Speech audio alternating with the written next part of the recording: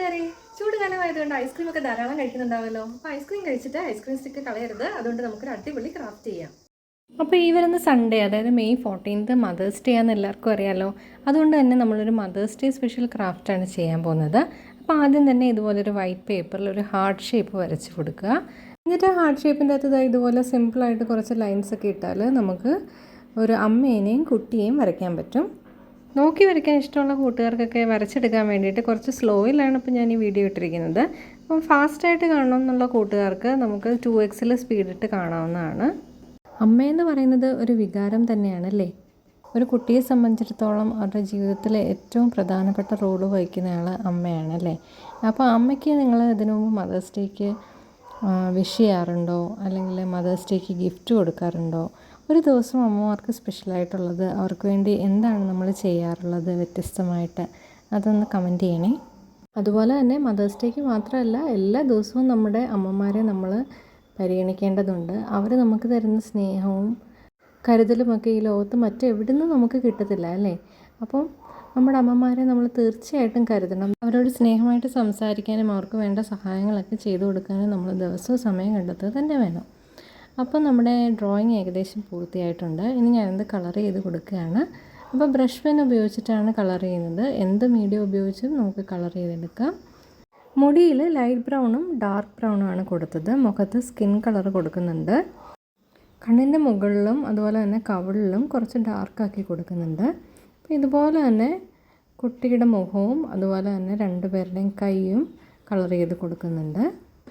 അപ്പോൾ കളർ ചെയ്തുകൊണ്ടിരിക്കുന്നതിനിടയിൽ ഒരു കാര്യം പറഞ്ഞോട്ടെ, നമ്മുടെ വീഡിയോ സബ്സ്ക്രൈബ് ചെയ്യാതെ കാണുന്ന കൂട്ടുകാരുണ്ടെങ്കിൽ ഒന്ന് സബ്സ്ക്രൈബ് ചെയ്ത് സപ്പോർട്ട് ചെയ്യണേ. കുട്ടിയുടെ ഡ്രസ്സിന് ബ്ലൂ കളറും അതുപോലെ തന്നെ അമ്മയുടെ ഡ്രസ്സിന് ഞാൻ പിങ്ക് കളറുമാണ് കൊടുത്തത്.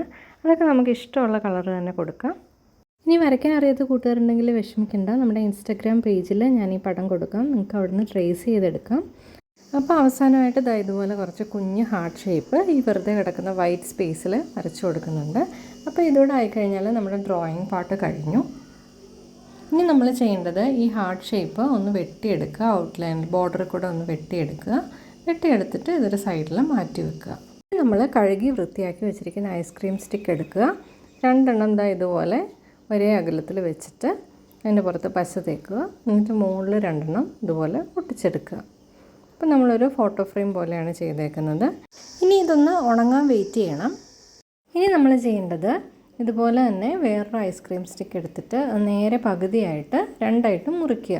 എന്നിട്ട് അതിൻ്റെ ഒരു സൈഡിൽ ഇങ്ങനെ പശ തേച്ചതിന് ശേഷം നമ്മൾ ഉണ്ടാക്കി വെച്ചിരിക്കുന്ന ഫ്രെയിം അതിൻ്റെ മുകളിലേക്ക് ഇങ്ങനെ ഒട്ടിച്ചു കൊടുക്കുക. ഫെവിക്കോൾ വെച്ച് ഒട്ടിച്ചാൽ മതി, പക്ഷേ അത് താഴെ പോവാതെ ഇരിക്കാനായിട്ട് ഇതുപോലെ എന്തെങ്കിലും വെക്കണം. അപ്പോൾ നമ്മൾ ചരിച്ചാണ് ഒട്ടിക്കുന്നത്, നേരെയല്ല ഒട്ടിച്ചിരിക്കുന്നത്, ഇച്ചിരി പുറകോട്ട് ചരിച്ചാണ് ഒട്ടിച്ചിരിക്കുന്നത്.